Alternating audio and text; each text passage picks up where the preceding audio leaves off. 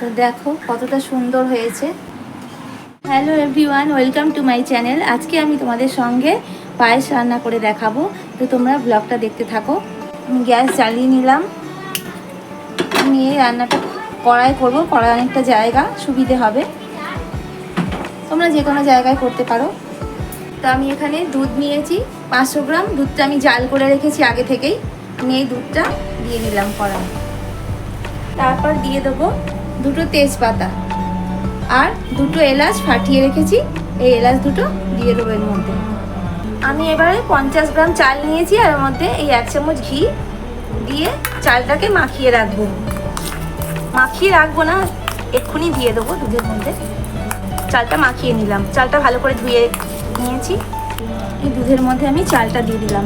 পায়েস রান্না করতে করতে কিন্তু এদিক ওদিক চলে যাওয়া যাবে না, তাহলে পায়েসটা নষ্ট হয়ে যাবে। আর সবসময় নাড়তে থাকতে হবে পায়েস, নাহলে গলা পাকিয়ে যাবে। আর আঁচটা খুব ছিম আঁচে রাখতে হবে, একদম কমিয়ে। জোরে আঁচ করা যাবে না, তাহলে কি হবে, দুধটাও শুকিয়ে যাবে, চালটাও সেদ্ধ হবে না, তখন শক্ত হয়ে যাবে সব কিছু, পায়েসটা ঠিকঠাক হবে না। এইভাবে কমিয়ে আঁচ কমিয়ে আস্তে আস্তে ফুটতে থাক, আমি মাঝে মাঝে নাড়বো। দেখো বন্ধুরা, পায়েসটা ভাবে নাড়ছি আমি যাতে না তলায় লেগে যায়। আস্তে আস্তে এরকমভাবেই হচ্ছে, ফুটছে, এভাবেই নাড়তে থাকবো আমি।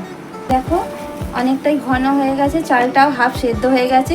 এবার আমি এর মধ্যে মিষ্টি দেবো। তো তোমরা মিষ্টি হিসেবে বাতাসাও দিতে পারো, কিংবা মিছরি দিতে পারো। চিনি দেওয়া যায়, কিন্তু চিনি দিলে কি হয়, পাতলা হয়ে যায়, একটু জল জল হয়ে যায়।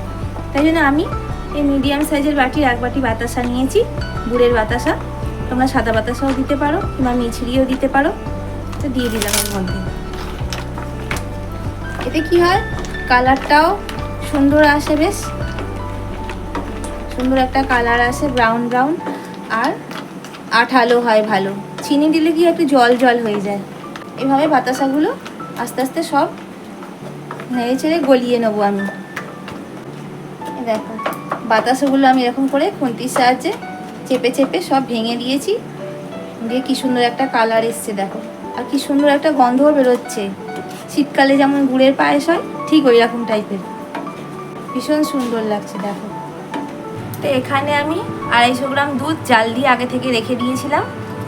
আর ওখানে তো পায়েসে তো 500 গ্রাম দিয়েছি, আর এটা 250 গ্রাম দুধ আছে, জাল দিয়ে রেখেছি। এর মধ্যে আমি হাফ কাপ গুঁড়ো দুধ নিয়ে নিলাম। এই গুঁড়ো দুধটা এর সঙ্গে মিশিয়ে নেবো এখন।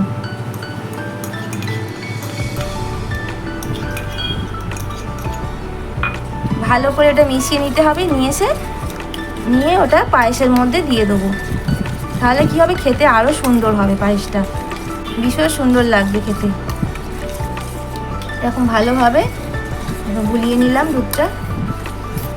এবার এই দুধটা আমি এর মধ্যে দিয়ে দিলাম, দিয়ে ভালো করে সঙ্গে মিশিয়ে নেব। দেখো কতটা ঘন দুধটা, আর বাতাসা দেওয়ার জন্য আরও ঘন হয়েছে, আঠালো, বেশ সুন্দর। চিনি দিলে এই জিনিসটা হতো না, পাতলা হয়ে যেত। ভীষণ সুন্দর হয়েছে। আর দেখো বন্ধুরা, এই যে সামান্য 1 চিমটে এই নুন আমি দিয়ে দিলাম পায়েসের মধ্যে। তাহলে কি হয়, এই স্বাদটা আরও দ্বিগুণ হয়ে যায়। মিষ্টি জিনিসে একটুখানি সামান্য সুজি বলো, পায়েসে একটুখানি নুন দিলে ভীষণ সুন্দর একটা স্বাদ আসে। এবার কিছু ড্রাই ফ্রুটস দিয়ে দেবো এর মধ্যে, কাজু কিশমিশ ওপর থেকে ছড়িয়ে দিলাম। প্রায় হয়ে এসছে, আর একটুখানি বাকি আছে। কতটা ঘন হয়ে গেছে দেখো। তো দেখো আমার রেডি হয়ে গেছে। দেখেছো কীরকম এসছে ঘনত্বটা? এটা আরও বসে যাবে ঠান্ডা হলে। এবার এই পর্যায়ে আমি গ্যাসটা বন্ধ করে দেবো, তারপর সার্ভ করে তোমাদের দেখাবো। তো দেখো কতটা সুন্দর হয়েছে। এভাবে তোমরা পায়েস বানিয়ে অবশ্যই খেও বাড়িতে, আর আমাকে কমেন্ট করে জানিও তোমাদের কেমন লাগলো। আশা করি তোমাদের ভালো লাগবে, তো আমার চ্যানেলটা সাবস্ক্রাইব করে তোমরা পাশে থাকবে। দেখো কতটা সুন্দর হয়েছে, ভীষণ সুন্দর একটা রেসিপি তোমাদের সঙ্গে শেয়ার করলাম।